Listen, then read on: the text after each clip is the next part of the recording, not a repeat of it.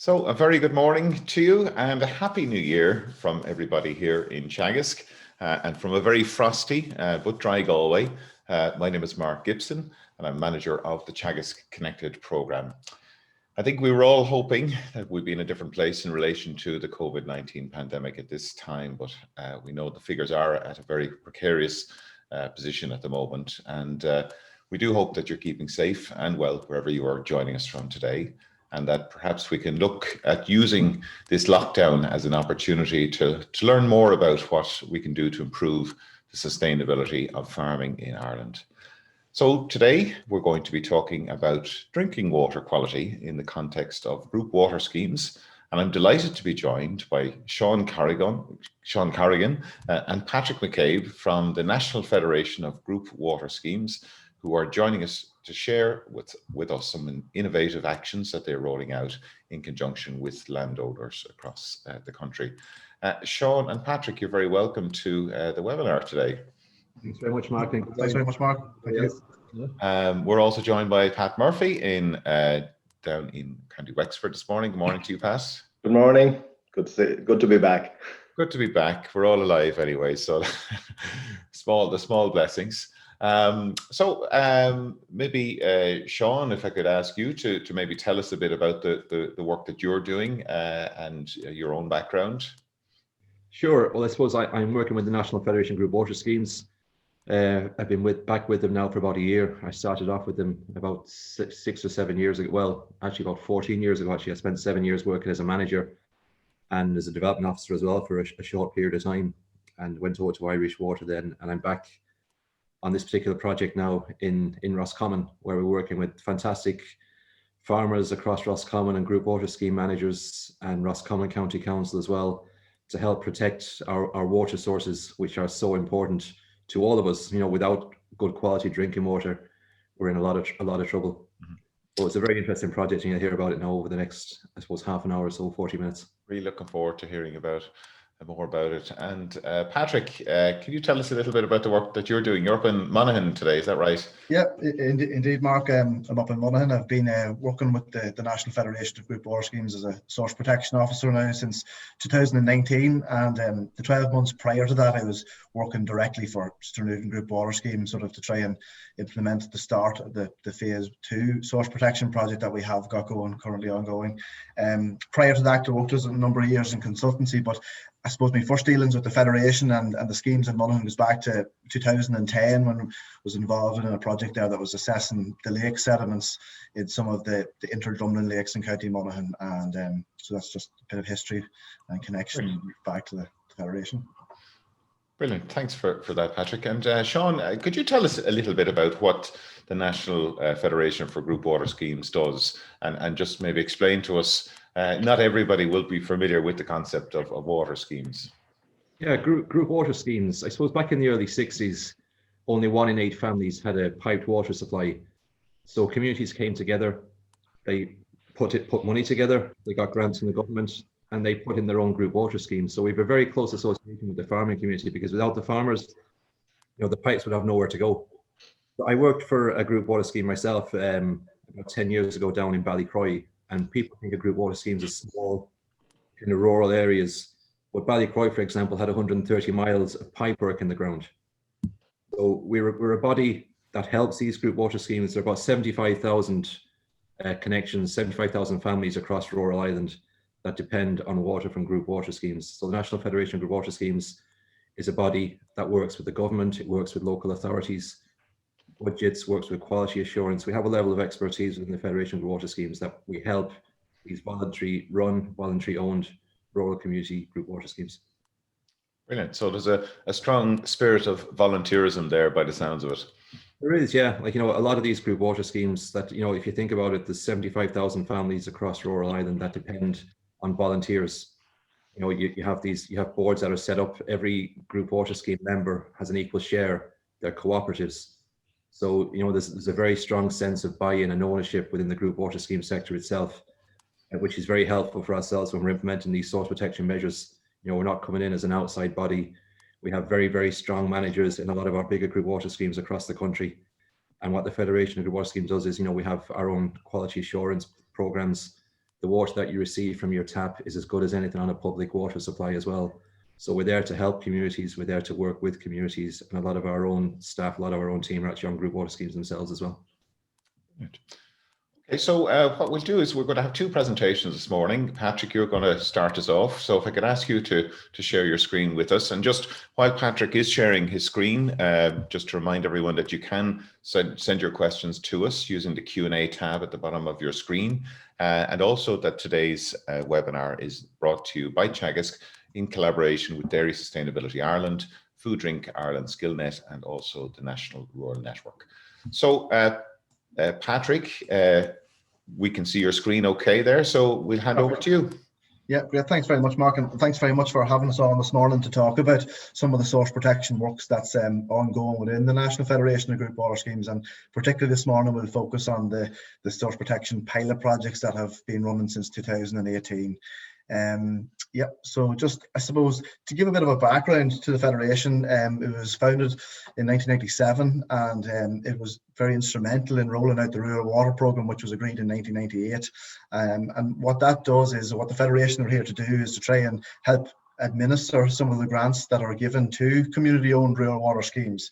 And with that, we have other responsibilities. We try and encourage schemes to future-proof their schemes from a source protection perspective, try and encourage them to adapt biodiversity and climate adaptation measure where they possibly can, but also to give them a bit of guidance and support and training on the quality assurance that's needed to deliver a safe and potable drinking water.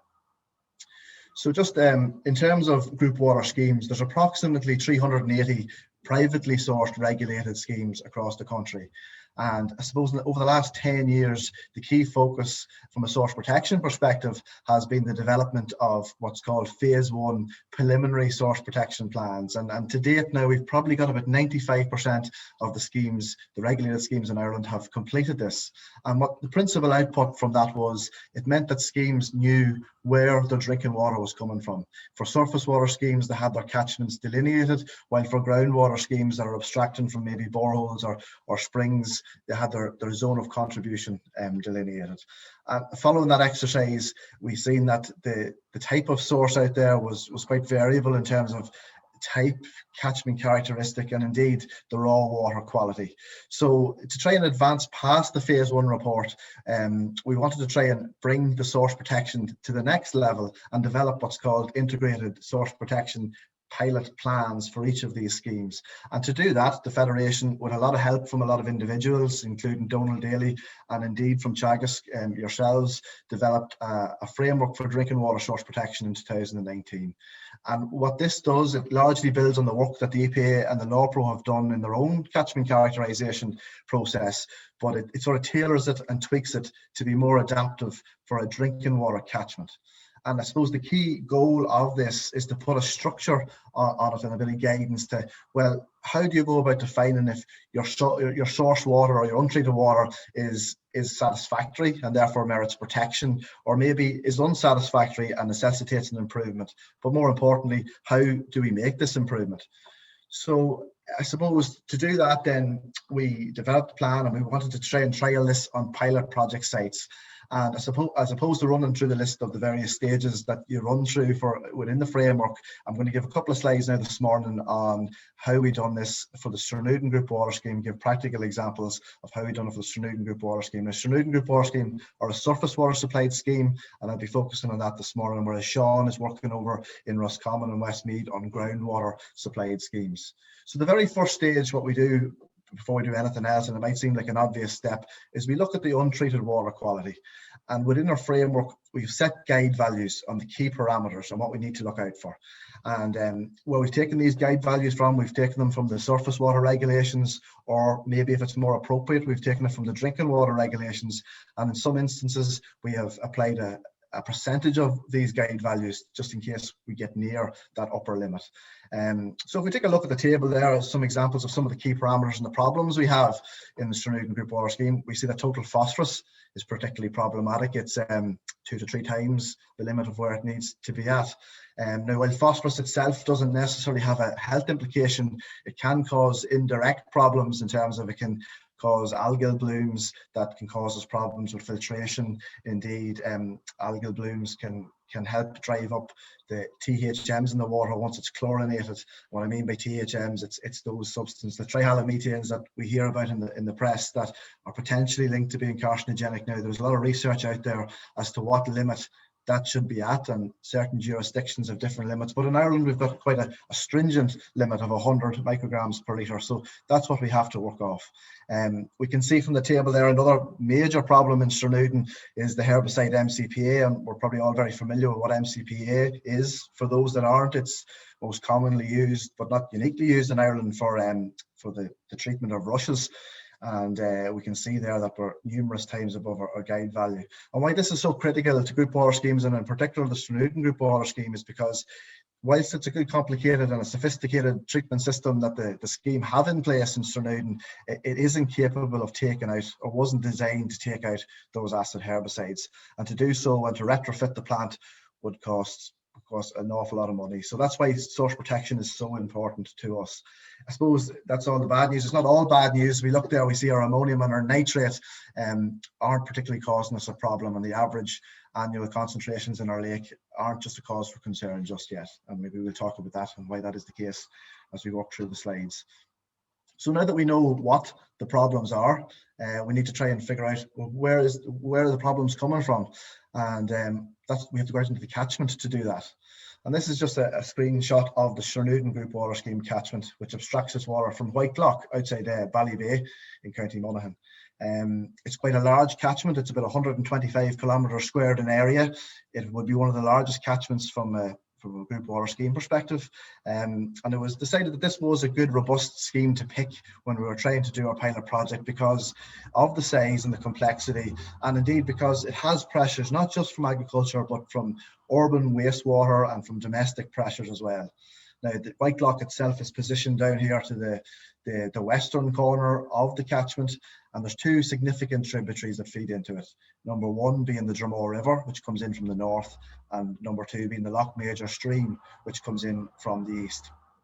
Now, when we move out into the catchment and to our sample and monitoring stations, we have to try and look and see, well, what is exactly going on? And if we look at the green boxes down here in the Loch Major stream, we can see that the concentrations of orthophosphate in these particular sampling points are below the limit that needed for good status. So therefore, from a phosphorus perspective, they're at good status. But then if we look at the upper reaches or the headwaters of the Dromore, the yellow boxes, we can see that particularly at this sampling point, the Derry Valley sampling point, it's almost twice where it needs to be. And this particular catchment, for future reference, we call this the Derry Valley subcatchment, which makes up the upper Dromore. So all of a sudden, we're starting to build a picture as to where maybe our problem is in this 125 kilometre squared catchment. Just to give a snapshot, the other problem from our table of what we have in the lake has been a problem is the MCPA. This is a snapshot from a sampling round that was completed in June of 2018. Now, this particular figure of 4.6 would be on the very upper scale of MCPA exceedances in the country. Just to put it into perspective, the drinking water limit is 0.1 micrograms per litre. Now, this would have been taken back, if we remember 2018, it would have been drought periods, so there would have been very low dilution in that particular river that was causing such a high spike. But even at that, there was probably some direct input there and mismanagement going on to cause it to be such a level. But if we look at the results and sit back, it's probably painting a similar picture to the phosphorus. It's this particular Derry Valley subcatchment that's causing us an issue, as the levels recorded over in the Loch Major stream side were a lot lower. And just to walk through it, we see that it's at 0.46 here in the Dromore River, and as we move on down in through the Ballybay wetlands, it gets further diluted by this water, uncontaminated water, should we say, from the east. And then it moves on down to 0.7 micrograms per litre, and then into the lake itself, and it's further diluted to 0.5 micrograms per litre. But even with that dilution, that's still 5 times the limit that we need to be at. So now that we've looked at, well, what are our problems, potentially where they're coming from, we need to ask the question, why? And to do that, we look at the susceptibility maps that the EPA have produced. And I suppose just to explain this particular image, there's two very prominent colours on the screen there. We have a dark brown, which represents high susceptibility losses to the near surface flow, basically meaning it's very vulnerable to overland flow. Whereas the yellow is represented by more freer draining soils, and it's less susceptible to overland flow. So straight away we can see in the Derry Valley subcatchment, over 90% of it is highly susceptible to overland losses, and that's reflective by those phosphorus results that we're seeing in the water. Conversely, the Loch Major stream, where we're not getting the phosphorus exceedances, you know, it's down to the fact of being partially the fact it's been a lot more free draining. Now, interestingly, in this situation, nitrate sometimes can be a problem, and it can work its way in through base flow into the river. But the fact that we don't have a nitrate problem, I suppose, in the lake means that for now that particular source pathway receptor linkage just isn't causing us any concern for the time being. So we need to focus primarily on our phosphorus and our herbicides. Just in tandem to this particular Teagasc study and to the ongoing monitoring program that we've got going on, there was a number of further catchment characterization tasks that was carried out, including a series of river and catchment walks. And we can just see from the top screen there was an example of some of the mismanagement that we did notice when we were out and about. And what has happened here is the fact that there's an electric fence there, and the particular landowner would have applied the Roundup of the glyphosate underneath the fence, obviously to kill back the vegetation so it wouldn't earth the electric fence, and simply that was going to cause an issue because it was so close. It was within the 5 meters, or indeed it was right adjacent to the river. But with a bit of engagement and a bit of explaining our situation, that particular farmer was very receptive and come on board, and the evidence to the right hand side, the picture on the top right, shows that he had an appreciation once it was sort of explained and worked with him and where we were coming from. Now, the bottom left hand image is a scene no doubt we all see across the countryside. It's the yellow or the red grass running up alongside the roadway or the entrances, and it's paramount across the country, and it's causing an issue, particularly in County Monaghan in a catchment like this where there's a very high drainage density. It's going to cause an issue because you're never too far away from water in Monaghan, as I say. Normally at the back of these hedges there is shucks and drains, and indeed in this particular example, about 1.5 meters across the road, there was indeed a drain. So there's a nice impermeable surface there. If a deluge of rain did come, that the glyphosate would get across into our river and down into our drinking water supply. So to tackle these, and a key step in the framework is the design and implementation of mitigation measures or source protection measures. So to do this, and MCPA being probably our principal contaminant there, the scheme come up with a solution of potentially trialling a weed wiping program. Now, this program was first trialed in Northern Ireland water in a number of catchments up the north, and so we just took it, ran with it, used it as an example to see, could we get buy-in?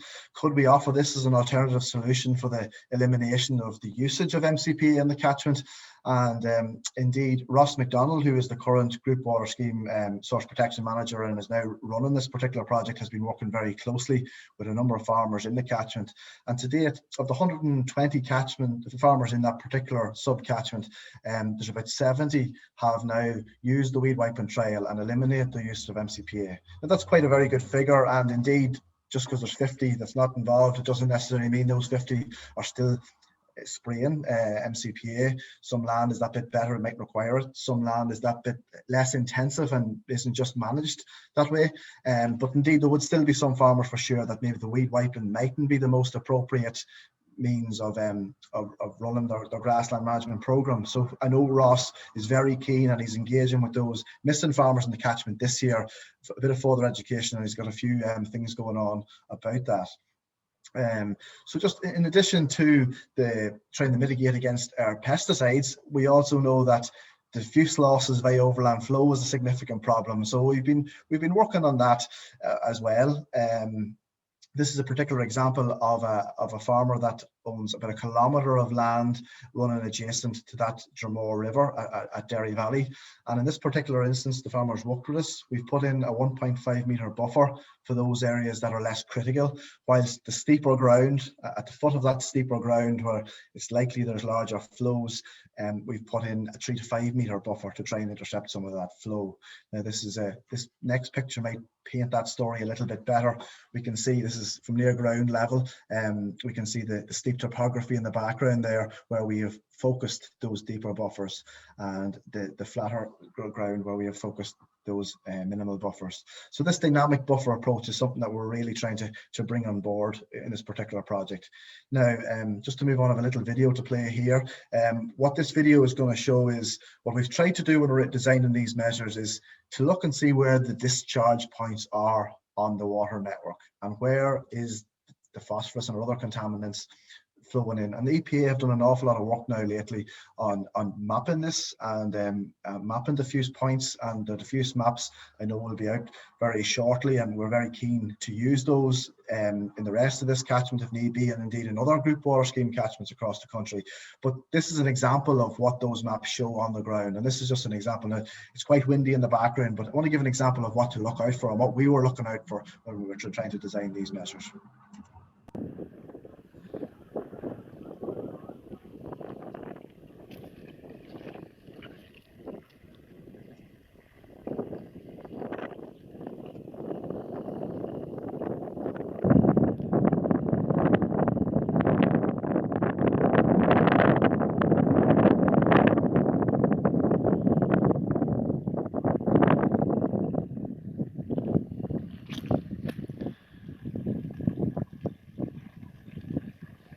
Now, just in that particular video there, we see that it was after a heavy rainfall event, as evident by the bit of pluvial flooding there in the actual field. But you can notice that the discharge point was quite localized. So therefore, when we're designing measures, that's the area we target our deeper, more dynamic smart buffer, and we can relax it back in the rest of the particular water course. And in this particular instance, it's also very interesting the fact that this was a drainage channel. The flows weren't actually going into the Dromore River itself.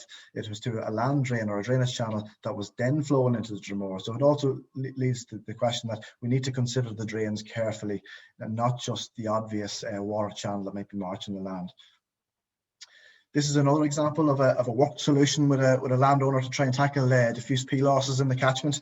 Now that southern field there on the screen, we had identified as a critical source area, and particularly to the south of that field. So what we've done in that area, the blue line represents the river channel, and in between the meanders on the river channel, you can see the green highlight, the green hatch there.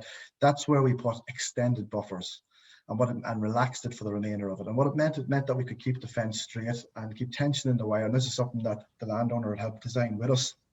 And it also meant that from a perspective of the landowner, it looked as if they weren't losing as much ground as would have to be if that was a more uniform buffer.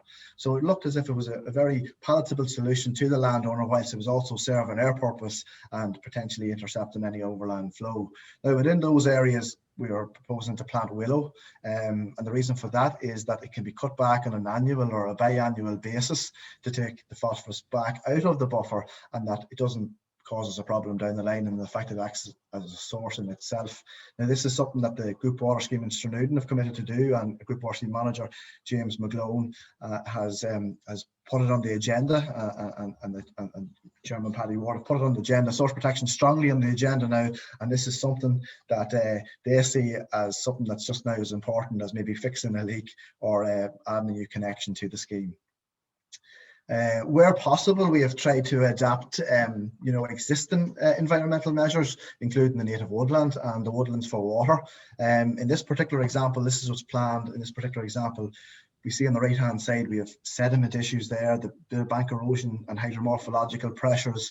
So the undisturbed setback that comes with the Woodlands for Water programme was a very obvious choice in this particular instance. And in addition to helping restore that bank, there's 0.23 hectares of woodland there to also intercept any overland flow. Now, monitoring progress, a key stage to the framework is to keep monitoring to make sure, number one, that we don't have future problems that we're unaware of, but number two, and maybe just as importantly, that the measures that we have put in place, we can evaluate to make sure that they're making a difference. Because if they're not, we need to go back and tailor it and tweak it. And just if, for example, in the Sternuden catchment, we still have exceedances in MCPA, despite the fact that we have such a good buy-in. Now we can see some improvements in it, but there's still problems. But what we need to do now is to sort of go back and look at some of them unmonitored tributaries in the Darra Valley catchment, maybe focus some of our resources to sampling in that area, as opposed to now the areas we know there's not just quite the same problem. So that's something that's very, very important. And just to finish, I just want to draw your attention to a handbook on source protection and mitigation actions that the Federation, again with the help of an awful lot of people, developed. Donald Daly developed before Christmas there. There's actually over 50 references to material that was produced by Teagasc and the Department of Agriculture themselves.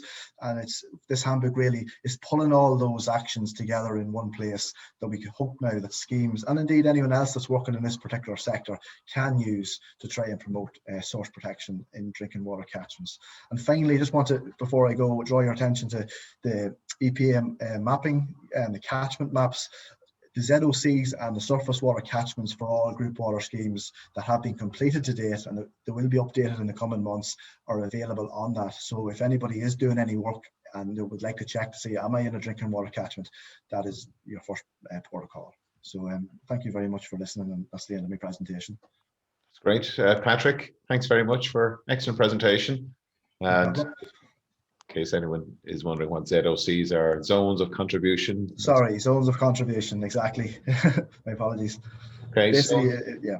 So Sean, we're going to go straight into your presentation, and we will take questions afterwards. So if you do have any questions for both our speakers, please do use the Q&A tab at the bottom of your screen, and we'll hand over to you now, Sean. Can't hear you there, Sean.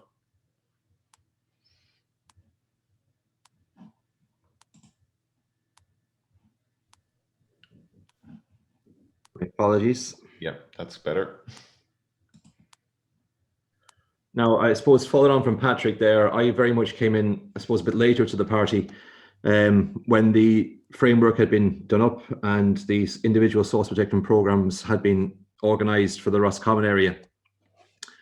Just to give you an idea of the complexity of what we're trying to achieve here, there's a map here of the catchments in Roscommon that we're working on. We can't actually see your screen, Patrick, if you might reshare your screen with us. Is it? Sorry.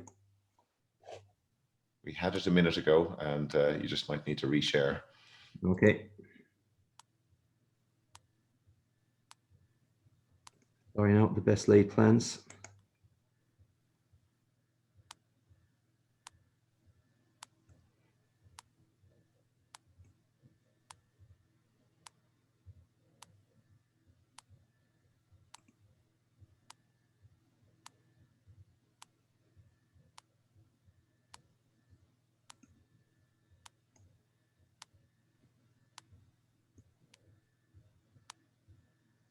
Yeah, that looks good. Okay.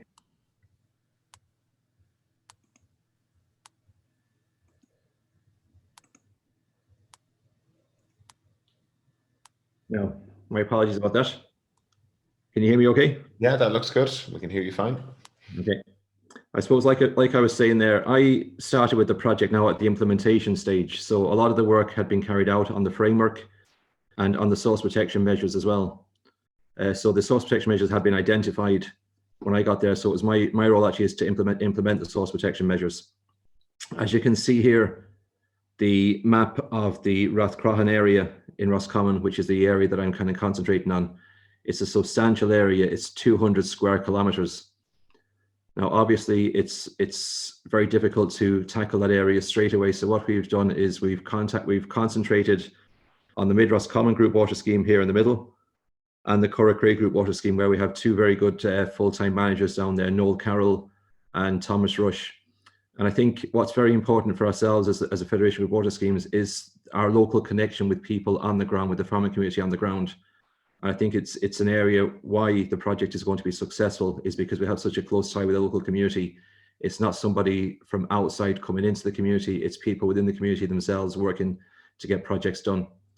Now this little circle here on the top right hand side of the slide just shows the interconnectivity of everything within the catchment, and it was a diagram taken from Mishka, and it just shows the interconnection between water, our ecosystems, soil, and the environment as well. You know, by protecting one of these things, by protecting the soil, by protecting the ecosystems, we're also protecting water as well, and that will become fairly evident in my own presentation as it goes through. So the principle of our project itself is a principle of mutual respect, working with the farming community and with the wider community as well. As I mentioned earlier on, without the farming community, we would not have a piped water supply in many, many parts of rural Ireland. The farmers were, I suppose, integral to setting up a group water schemes many decades ago. They allowed us to put their networks within their farms themselves to allow us to get piped water to families and to farming communities as well. And we work not just with the farming community, but with the wider community as well, as I'll explain as we go along. I suppose most stories kind of start at the beginning, but I just want to kind of show you this slide. It's really at the end of our presentation to show you what we've achieved. And I'm going to tell you how we achieved it now as we go along. The Mid-Ross Common Group Water Scheme, some of our mitigation measures, we've 4 kilometres of fencing on the Mid-Ross Common Group Water Scheme to protect drains, to protect rivers that lead to our water source. And in the Corrigan Group Water Scheme, we've 2.6 kilometres, which are due to be put in after Christmas when the weather gets a bit better to go out on the land. Now, the farmers in these particular areas as well haven't just allowed us to put a fence along the drains along the rivers to protect the water courses. They've also given us a 3.5 metre buffer zone as well to protect from nutrient runoff, from slurry, from chemicals as well. And there's a biodiversity element to this project as well. It's not all about fencing. This is one of our first farmers to get involved, a guy called Edward Payne. Edward and his wife Jennifer, their son Ben, and their dad Jim. There's actually no need for any cost measures to implement source protection measures on their particular land. What they've done is they've reduced inputs in particular areas, which has been very, very helpful to ourselves. So not every measure has to be about fencing. You know, there are a lot of measures that can be done on farms as well that don't require any actual cost. And this is very beneficial to us. And we also have a lot of help from Kieran Kenny from the ASAP program, who's been great at giving us some kind of guidance. And we actually learned a lot from Edward and his family as well doing this project. When we first started out, we wanted to find out what the barriers were. So we went out and we spoke to about 13 farmers across the catchment in Roscommon and listened to what their concerns were about implementing source protection measures, and also listened to, you know, what they wanted to do. So they felt, some of the farmers felt there was an isolation and that there was a blame game. They felt that certain people, certain elements of society were pointing the finger at farmers and blaming them for all that is, I suppose, negative in rural Ireland for pollution. You know, and we know that's not the case. We know that the farming community are there to help us implement what we're trying to achieve. They also felt that there was knowledge gap, not just amongst themselves, but also amongst ourselves as well. Like, you know, they felt that we didn't know a huge amount about farming in certain circumstances, but they also felt themselves that they didn't know exactly what they had to do to protect their water schemes, to protect the water courses. There was also practical worries as well about delays in farm payments and worries about loss in farm payments as well. Like if they were to implement measures that took land away from their own production, you know, to put in buffer zones, to put in riparian areas, they were worried that there could be a delay, or they were worried that there could be a loss in farm payment. And we worked very, very closely with the department on this to reassure the farmers on the projects that we're working on that there won't be any delays or any losses. But the positives that we found as well, that they wanted to engage, they wanted to get involved, but they also wanted clear direction. They wanted to know exactly what they had to do so that they could improve the quality of their water sources.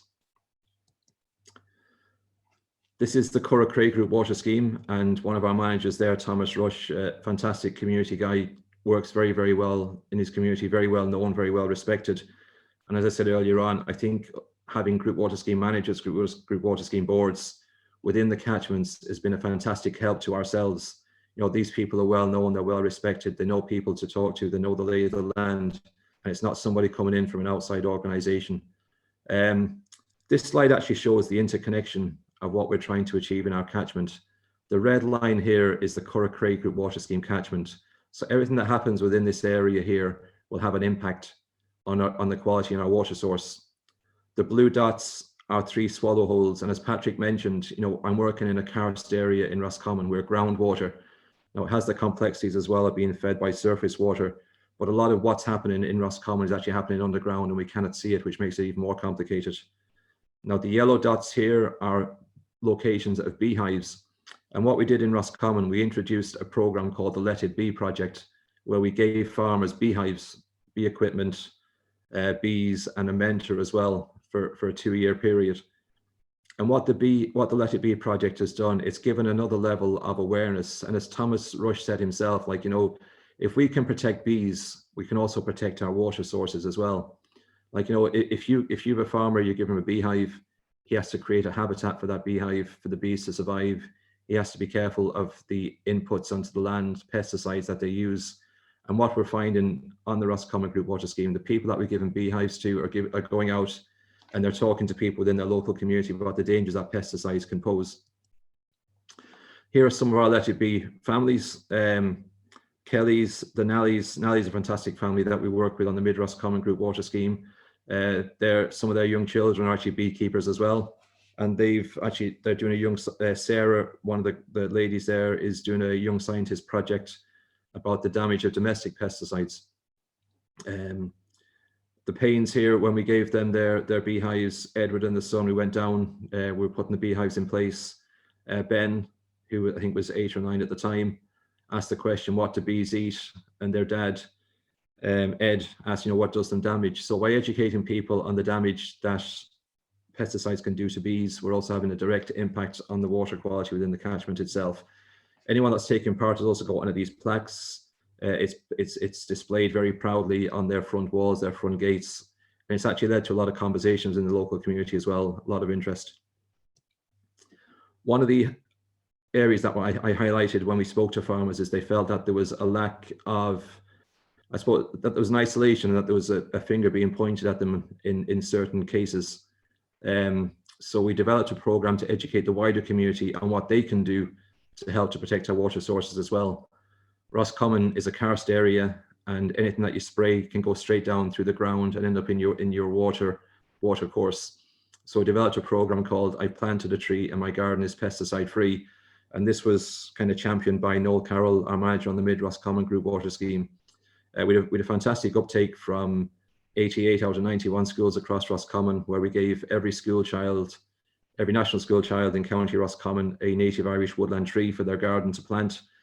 And we educated them on the damage that pesticides can do, not just to their water course, but to biodiversity as well. We also sent out a questionnaire to each of the families in the national schools in Roscommon. We've yet to receive any of them back. We've received a few of them back actually, and we found that there is a lack of knowledge on the damage that pesticides can do to your local community, to your local water source. We've also found that a lot of people are more interested in biodiversity than they are in water as well, which is very good for us to know as educators.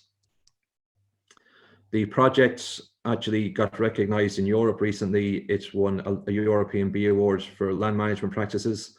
So I suppose it's great for everybody involved in the project. It kind of gives them a bit of a lift to know that something that's happening in Roscommon is being recognized as a European leader. And the award was given before Christmas. And again, a lot of credit has to go to Roscommon County Council as well, who are really kind of championing the project on the ground, and Catherine Finley and her team. We don't just, I suppose, raising awareness is one of the big issues as well. We wanted to instill a sense of pride into what we were trying to achieve in the community. And it's working out very well. A lot of the families that are involved now are very proud of the work that they're doing. So we developed an education campaign to go to local marts. We did an hour slot on a local community radio as well, where our farmers and group water scheme managers and ourselves spoke about the work that we're doing across the county. Catherine Finley, Roscommon County Council, is championing the work across through the local councillors as well. It's very important. Local councillors carry a lot of weight across counties, and it's important that they're aware of what's happening as well.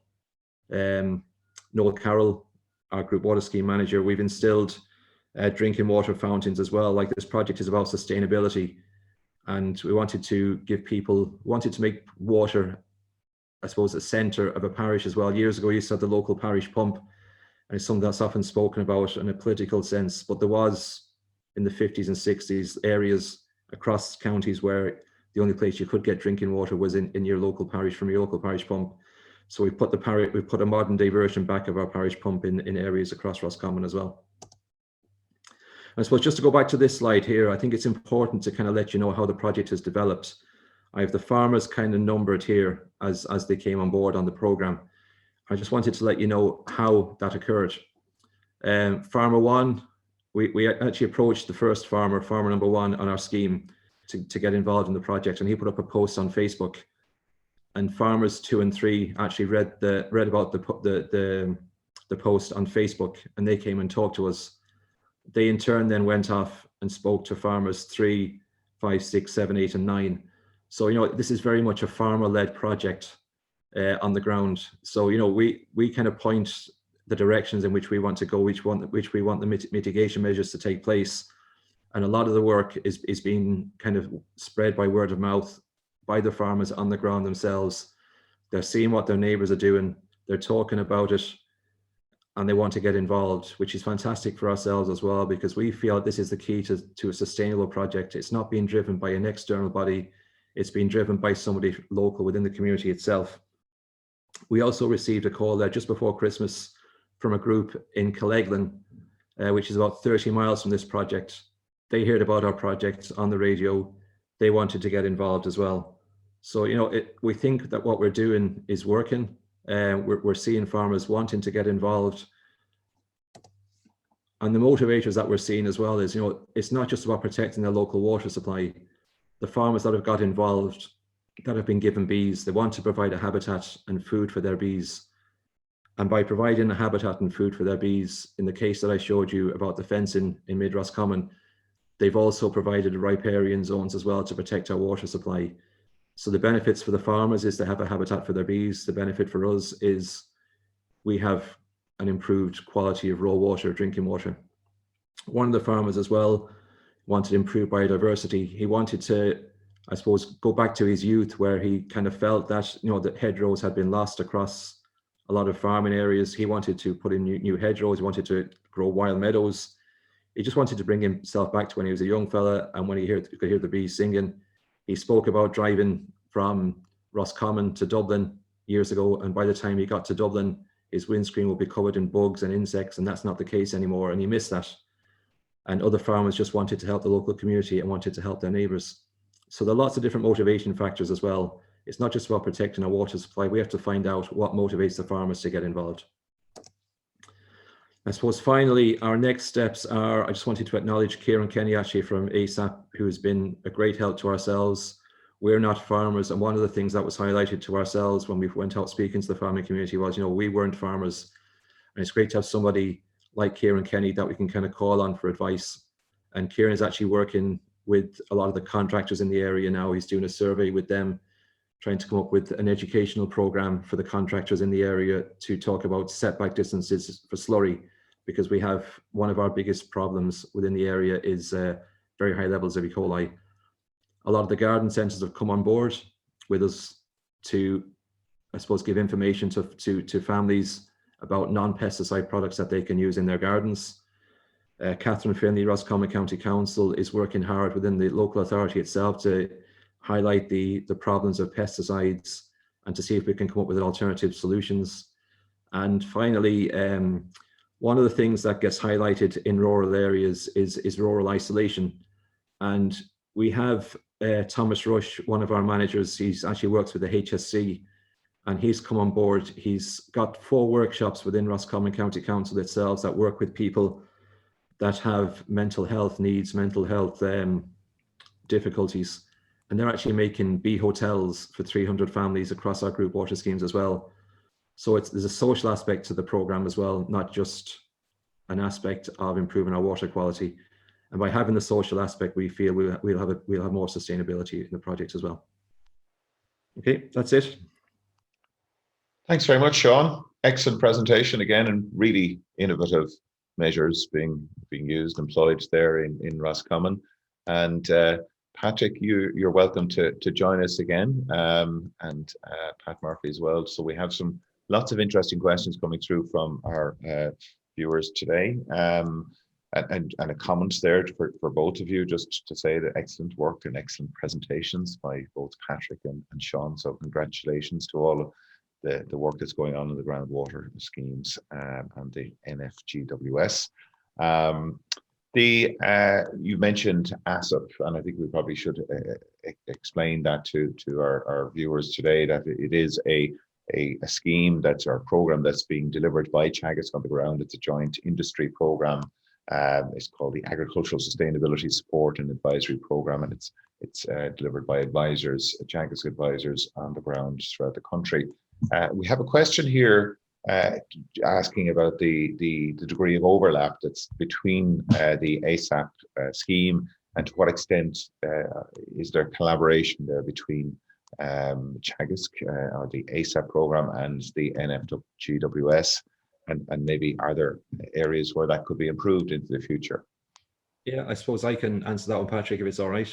I know at a higher level, Barry works very, very closely with Noel and the ASAP program, and on a personal level myself, all I have to do is pick up my phone and ring Kieran Kenny, speak to Mary Roach as well. I spoke to Mary yesterday, so there is a lot of collaboration going on there. There is an overlap. Kieran is very interested in the work we're doing. We're interested in what he's doing as well. We spoke with Kieran actually last February, and we were due to run a program to train slurry contractors on setback distances, and Kieran really took the bull by the horns there, and he's produced a fantastic questionnaire. He's going out talking to the contractors there to find out the levels of knowledge and deficits of knowledge as well.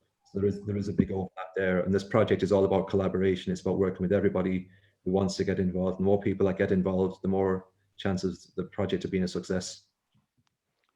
Yeah, can I add to that maybe, Mark, as well, Sean, in terms of future works with ASAP as well. At the minute, there's probably about 80 to 90 schemes that are currently within an area for action. So therefore, they would be in areas that ASAP are currently working in. Now, for going forward, we're trying to propose that a large number of group water schemes are in the next river basin cycle are included in areas for action. So we do strongly see that there'll be a great link between ASAP's work and our own work, particularly if they are included in areas for action under the next cycle of the river basin management plan, Mark. Thanks for that. Patrick, you shared a slide there showing the weed wiping that's going on there in Monaghan. Could you just tell us a little bit more about that in terms of the funding behind that? Yeah. And there's a question here that it says weed wiping for 70 farmers that took it up. So did the program get an approved contractor and use local weed wiping contractors? Yeah, perfect. So I suppose to answer the first part of that question is the group water scheme through the funding of the project paid for the actual service. Now, it worked out very reasonable because the scheme themselves purchased the equipment, we'll say the quad, and they appointed for the duration of the works an actual contractor to work individually or exclusively with the scheme. So I know there's a fight sometimes for contractors in silage season. There's always a demand on, and particularly when we're spraying, if it's a case that you can't go to the farmer there now, it mightn't suit their particular schedule. So it was very important that the actual scheme themselves took full control over that. And in terms of the legislation and the qualification of it, it was a fully approved individual or individuals that were operating the machinery. It's a different course, just to point out, to operate a weed wiper, it's a different course as opposed to your traditional or conventional boom sprayer. So it's a separate course that you have to do, and all personnel involved in that were involved in that. But it worked out quite reasonable, and certainly if you look at the cost that it would take to treat the MCPA, the activated carbon, you're talking hundreds of thousands to millions to take it out of the scheme. It's actually cheaper for the scheme to run off a service like this than it is maybe to retrofit and to reactivate the carbon when it gets used up. So, yeah. Okay, thank you. Huge amount of questions coming through here, Pat. Could you share maybe a few? I suppose just a query about the extent of these type of projects across the group water schemes. Are they moving across all group water schemes, or are they limited to pilots at this point? Well, sorry, Sean. Just to start with, I suppose the the pilots started in 2018 and are due to, well, continue on past 2021, but certainly that's whenever the 3 years will be up. But there's a number of schemes that have started. Maracloon Group Water Scheme in County Monaghan have done something very similar, and Gowland Group Water Scheme in Cavan is another. And indeed, prior to maybe the framework being developed, there were schemes that were early adapters like Blackstairs that had also put in their own measures. So now really we're trying to push that out even further. There's still fairly limited number involved, but in 2020, 2021, 2022, we have a large number now that we've preliminary booked in to do this sort of work, and we see that come the end of the third river cycle, that hopefully there'll be a lot of plans, integrated source protection plans, developed across the sector. Yeah, actually, we have just as well. Like, you know, we have you know, all of the schemes as well have their catchments delineated, and we are developing training programs for managers as well. You know, that the handbook that Donald Daly helped us to produce, that contains a lot of information from Teagasc, is a handbook for all managers as well. You know, we have training programs for quality assurance, and this is very much going to be part of that as well. So we do see it being rolled out to a lot of schemes like these. The purpose of these pilots is just to kind of see what works, see what doesn't work. The initiatives that we developed in Roscommon now can be transferred to other schemes across the country as well. So the purpose is to make them transferable, and some of the initiatives as well are actually being transferred to the Newport catchment, which is an Irish water catchment. So it's about learning, it's about sharing information, it's about, I suppose, it's all taxpayers' money. So we want whatever we do to be able to be transferable, to be scalable as well. There's a couple of questions, and it comes up fairly regularly when we're looking at measures about the eligibility for basic payment of the excluded zones or the fenced off areas. Any views on that, or any issues arising from that? Yeah, there were questions that came up, and you know, we've worked very closely with ASAP on this as well. And I suppose the guidance that we've been given for our source protection projects is, if there's a need to protect your water sources, and if we can get sign up from the ASAP program, then there's going to be no loss in basic farm payments. There are still issues now. Well, I wouldn't say issues. There are still questions to be answered maybe on the GLOS scheme. But what we found is that people that we've dealt with or that we're working with, it hasn't affected them at all. We just have to take care on the GLOS scheme in particular. But on the basic farm payments, we've had no problems. Okay. A fairly specific question. As part of your monitoring, have you looked at microplastics or nanoplastics? Has there been any monitoring of that nature? No, not just yet, Pat, but that's going to become much more relevant now this year, moving on with the recast drinking water directive, that there's going to have to be an assessment on the microplastics for both surface waters and groundwater. So at the minute, we're sort of revising what sort of monitoring program schemes need to start to put into place, and certainly microplastics, in addition to a number of other new parameters, will be assessed. There's a lot of questions asking, well, how do we start engaging like this with communities? What do we need to do or who do we contact to start projects like this? I suppose that the important thing is to get out there and start talking to people and listening to people. And if there are problems, you know, try and come up with solutions. I think what the farmers have liked about this project is we're not going in with a big stick and kind of pointing fingers at people. You know, we're kind of saying, you know, these are the problems that we're having. You know, how can you help us? What can we do to help? And you know, I suppose the feedback we've got from the farming community has been fantastic. You know, it's I think talking and listening to people is really, really important, and not just going in with orders and telling people they have to do certain things. Yeah, and I suppose to back that up as well, the particular in Sternuden, the particular impacted sub-catchment is actually served by the group water scheme themselves, so it's their own drinking water really. So by making that connection with the river at the bottom of the field, that it actually is their own drinking water, be it themselves or the livestock that are drinking, that is a great way of opening the doors and engaging with people. Yeah, a question here, is the requirement for a paid source protection officer a stumbling block for group water schemes in moving forward towards embracing source protection? Well, I think time is always a big concern as well, but I suppose it's education. You know, we've some fantastic managers on the ground, and what we have to try and do is we have to try and educate our managers to have source protection as part of their daily duties as well on the ground itself. You know, it's the impacts that problems within the catchment can have on your drinking water supply are massive. So it's important that, you know, source protection becomes part of a manager's daily work. And I suppose the education program that we hope to run out to our managers across the country will highlight the need to include source protection in their daily roles as well. And Mark, you might have, yeah. Yeah, there's a comment here from Eddie Burgess, who's the manager of the agricultural catchments program, and he was just saying that that 2 of the catchments with the best water quality are the only ones with group water schemes. So I suppose it's a reflection of the attention that's given to water quality in those areas, or how focused people are on it. I know we've largely been talking about water quality today, but in terms of water quantity, we have seen over some of the past summers shortages in some parts of the country.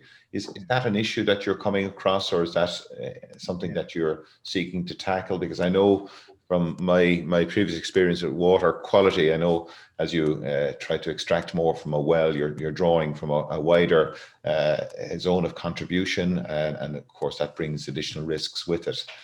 Maybe you'd like to comment on that. Yeah, indeed. Like in terms of water quantity, the droughts, I suppose, where it becomes very vulnerable. Some of our schemes down in the south, maybe where there's more of a problem with the nitrate. It's very important, therefore, that we get the source protection measures right in them particular areas, because the fact that the water levels are dropping means there's less dilution and our nitrate levels are going up. So it comes back to actual source protection again, in terms of getting source protection measures right in adverse climate. And therefore, in terms of water quantity as well, too much water can also be a problem in the catchment as well, you know, from flooding and different problems that flooding can cause. So it's very important that as part of this project, we're trying to implement more woodland and biodiversity, and to encourage that the degradation of bogland doesn't happen, that, you know, that there is these sinks in the catchment that can hold up the water and basically not cause us source protection issues. And indeed, some of the Dromore catchment is quite prone to flooding, as we've seen in that video. So you have to consider that when we're putting in our buffer strips and our fencing as well, because there's probably no point in doing it if it's going to go down the river in the next flood event, really, like, you know. We're also very cognizant as well, Mark, about leak detection and reducing water usage as well. So we have education programs on water usage, water demand. The group water schemes are actually metered as well, which we find is a great help to ourselves. You know, we know where the water is going. I know it's a topic that probably wasn't the most popular a number of years ago, but the fact that we have meters on our supplies is very helpful to ourselves as well. And I suppose one of a scheme in Multi-Farnham, which is part of the source protection program in Roscommon, I know it's a Westmeath group water scheme, they actually have problems with water quantity, water demand in the summer.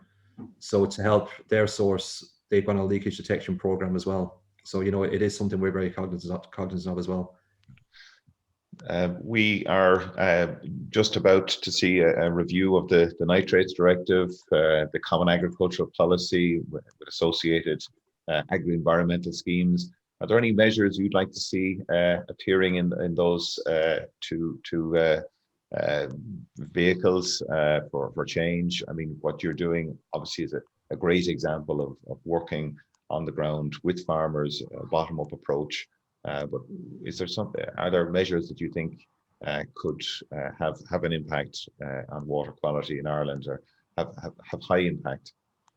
Yeah, well, I think maybe if we take the Snowden example again from a phosphorus perspective, the way phosphorus works in an overland flow, if you want to intercept it, you need a sufficient size of buffer.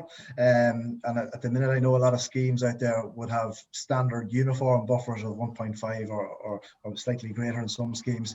To intercept overland flow, that probably won't be enough in certain cases, certainly in the more intensive overland route paths, it won't intercept the flow. So I think there needs to be more consideration maybe given to the smart buffer and the dynamic buffer approach, whereby in certain parts of the land holding that the buffer is extended out and maybe it can be relaxed in other areas, and that also might be a trade-off in the fact that the farmer or the landowner won't lose a uniform set of land, but it can be better designed on a site-by-site basis. Now I know that can be quite tricky. It could take a lot of resources to do that, but I suppose that's where the agricultural advisors come into play as well, with their expertise and that sort of methods. Can I just add briefly as well? I think it's important as well. Like, farmers have families, they have people to go to college, they have bills like everyone else.